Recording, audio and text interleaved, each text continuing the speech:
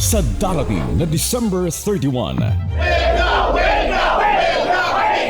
Sa kahuli-hulihan ay asahan ninyo, wala na pong extension yung modernization. Hindi pa sila nakontento.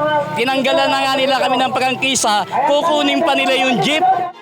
Muli nating tunghayan mga issue na pinag-usapan ngayong taon.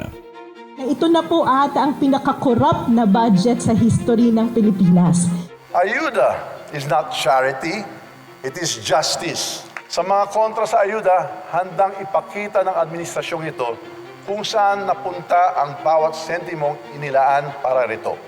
Muli nating tunghayan mga issue na pinag-usapan ngayong taon. May kinausap na ako na tao. Sinabi ko sa kanya, kapag pinatay ako, patayin mo si BBM, si Lisa Araneta, at si Martin Romualdez. No joke, nagbilin na ako, ma'am. Pag namatay ako, sabi ko, huwag ka tumigil hanggang hindi mo mapatay sila.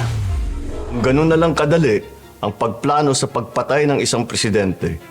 Paano pa kaya ang mga pangkaraniwan na mamamayan? Yang ganyang kriminal na pagtatangka ay hindi dapat pinapalampas. Yan ay aking papalagan. Mga balitang tinutukan ng taong bayan at binantayan. Definitely, hindi po ako spy. Repaso 2024, ang UNTV News and Rescue Year-End Coverage. I want to be clear. The United States Defense Commitments to Japan and to the Philippines are ironclad. They're ironclad. Salamat po sa lahat po na nagdasal po sa amin at sumuporta. Live ninyong mapapanood sa UNTV 37 at sa official YouTube channel ng nag-iisang public service channel ng bansa.